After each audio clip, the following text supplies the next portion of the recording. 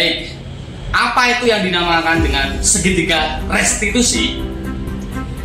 Segitiga restitusi adalah proses bagaimana menciptakan kondisi murid memperbaiki kesalahannya, sehingga saat mereka kembali pada kelompoknya, mereka menjadi karakter yang lebih kuat. Terus bagaimana tahapan dan caranya? Sebelum kita membahas tahapan dan caranya dalam segitiga restitusi, mari kita simak video dari adik-adik atau teman-teman kalian dari SMP Negeri 34. Yuk kita lihat videonya.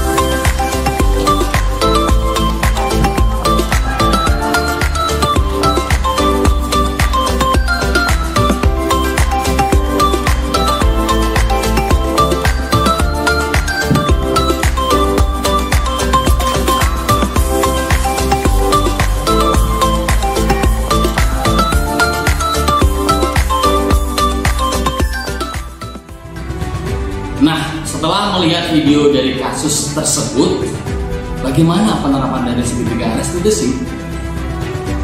Baik, yang pertama adalah kita harus stabilkan identitas murid.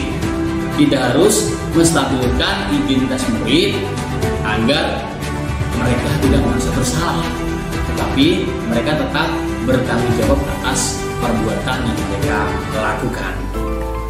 Pak Kobla panggil Mas Afif ke sini bukan untuk Pak Kobla marahin atau mendukung kamu, tapi Pak Kobla berusaha ingin membantu Mas Afif untuk mencari solusi agar Mas Afif tidak mencontek lagi. Gitu ya Mas Afif?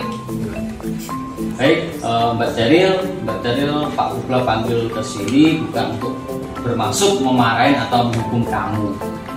Karena apa? Karena ada laporan bahwa Mbak Jaril sering membuang tisu atau sampah sembarangan. Pak Kobla mau membantu mencarikan solusi agar Mbak Jaril tidak membuang sampah sembarangan. Kan sudah disiapkan tempat sampah. Gitu ya Mbak Jaril? Baik, yang kedua adalah validasi tindakan yang salah. Ketika murid melakukan tindakan yang salah, bisa jadi ada kebutuhan dasar yang belum terpenuhi dari mereka. Nah, kita sebagai guru harus mencari tahu kebutuhan dasar apa yang mereka belum terpenuhi. Tadi malam saya nggak belajar, Pak. Loh, tadi malam nggak belajar ya? Main HP atau tidur? Main HP, Pak. Main HP lah. kertas contekannya disiapkan kapan? Siapkan tadi pagi. Baik Mas Afif, secara otomatis Mas Afif kan main HP, tidak belajar, maka pasti tidak bisa mengerjakan soal-soal dalam ujian. Karena apa? Materinya kan tidak dikuasai. Begitu pula kegiatan mencontek itu merupakan tindakan yang kurang baik, bahkan tidak baik. Itu ya Mas Afif. Maaf Pak, memang saya membuang tisu sembarangan. Kenapa Mbak Ceril membuang sampah sembarangan? Males Pak, teman-temannya jauh.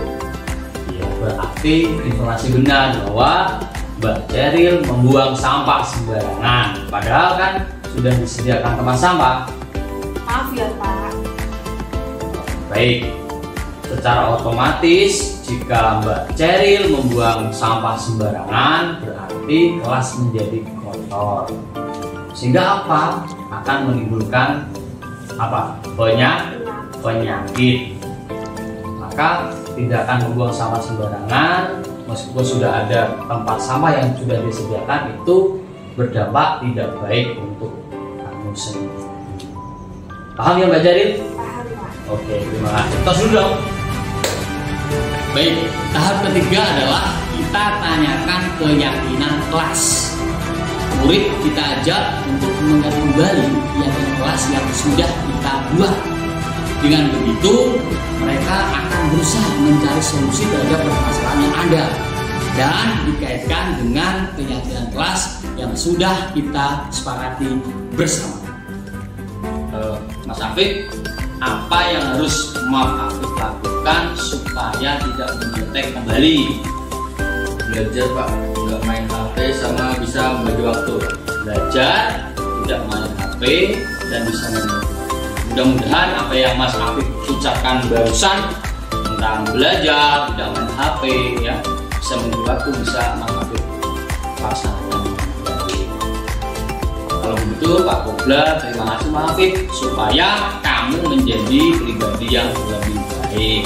Gimana? Setuju? Siap menjadi pribadi yang lebih baik? Siap Pak. Oke, sip. Baik Mbak Ceril, apa yang Mbak Ceril lakukan agar kelas bersih dan tidak menimbulkan penyakit? Siap Pak, sesuai dengan keyakinan kelas bahwa kita harus buang sampah pada tempat sampah. Sip, betul ya. Bahwa membuang sampah tidak sembarangan itu merupakan keyakinan kelas. Dan itu merupakan kesepakatan kelas kita. Dan tentunya bahwa membuang sampah pada tempatnya atau menjaga kebersihan merupakan sebagian dari apa? Nah, Bagus, membersihkan atau bersih-bersih kelas, kebersihan itu merupakan sebagian dari kita. Itu yang Mbak Ceril. Yang terakhir, gimana Mbak Ceril siap untuk melakukan keyakinan kelas kita? siap Pak. Oke, terima kasih Mbak Ceril. Semoga menjadi pribadi yang baik. Terima kasih. Setelah saya mendapat bimbingan dari Pak Kobla, saya mengetahui letak kesalahan saya yang sudah saya perbuat, dan saya juga mengetahui solusi untuk mengatasinya. Dan saya juga bisa lebih memahami keyakinan yang sudah disepakati oleh kelas. Terima kasih Pak Kobla, semangat!